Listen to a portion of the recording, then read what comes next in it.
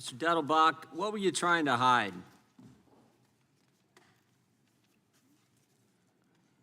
On the raid on March 19th at Mr. Malinowski's house, disabled the doorbell camera, cut electricity to the house, and you didn't wear body cameras. What were you guys trying to hide?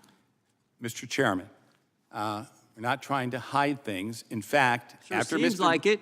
You guys cut electricity to the house? That's a question. I'm trying to answer. Okay, if there's no question, that's fine. I'm sorry. No, that is a question. Did you? After the incident, we, along with the Little Rock Police, called for an independent investigation being done by the Arkansas State Police and the local prosecutor. That's not trying to hide anything. I asked 3 questions. Why'd you put the tape on the doorbell camera? Why'd you cut the lights? And why didn't you wear the body cams? What are you trying to hide? And Mr. Chairman, the reason that we called for the investigation is we're not trying to hide anything. The reason I'm not going to talk about what's going on in that investigation is to respect its independence and out of fairness. There's a reason for the Department of Justice policy that's existed for so many decades about not commenting on pending matters. It's not fair to people, and it risks the perception that people are trying to influence. How about this one? Why'd you ignore the rules? Because don't the rules say you should only use a no-knock entrance into a property if it's the only way, if it's the absolute best way to do it? I mean, I could read from Ms. Monaco's directive. Limit the circumstances in which agents may seek to enter a dwelling pursuant to a warrant without complying with the knock and announce rule because of the risk posed to both law enforcement and civilians. So you want to limit this. Why'd you guys do it all in 57 seconds? Respectfully, with respect to what I said before, is that we are not trying to hide anything. An independent agency is investigating it, and we, pursuant to longstanding policy, are not going to comment. The Department of Justice has already told us you guys weren't wearing cameras. I'm just asking why. Hey everyone, welcome back to Capitol Insights. Today we're diving into a heated exchange that recently unfolded in Congress.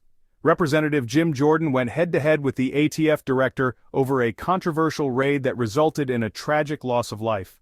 This intense confrontation raised a lot of critical questions. If you're new here or enjoy in-depth analysis, make sure to hit that subscribe button and turn on notifications.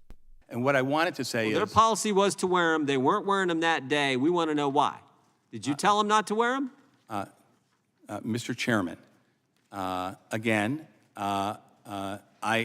it is simply unfair at this point while there's a pending investigation.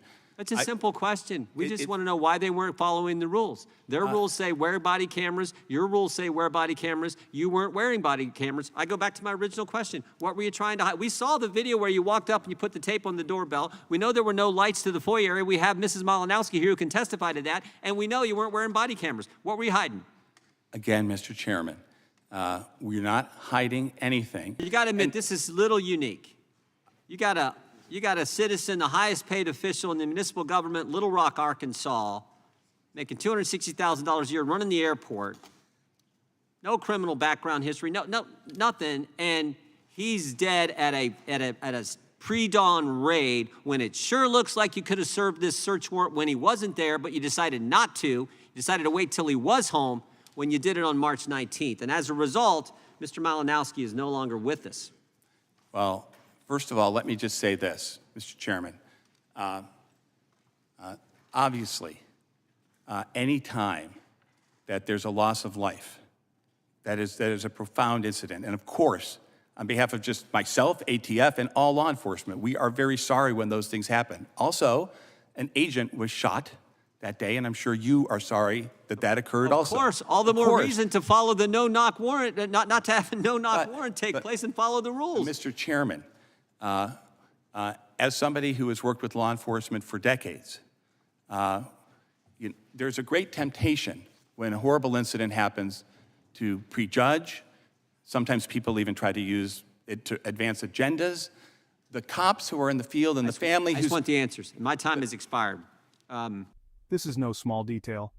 Bryan Malinowski, a respected citizen with no criminal background, was killed during the raid.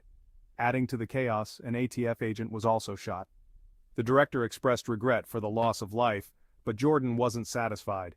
He emphasized the importance of following established rules to prevent such tragedies.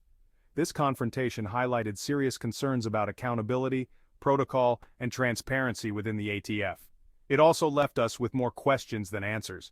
Why weren't body cameras worn? Why was the timing of the raid so questionable? And most importantly, how do we ensure this doesn't happen again? What do you think? Was Jim Jordan right to press the ATF director as hard as he did, or was the director justified in holding back due to the ongoing investigation? Let me know your thoughts in the comments below. And if you found this breakdown insightful, don't forget to hit that like button, share this video with your friends, and of course, subscribe to stay updated on stories that matter. Thanks for watching, and I'll see you in the next video.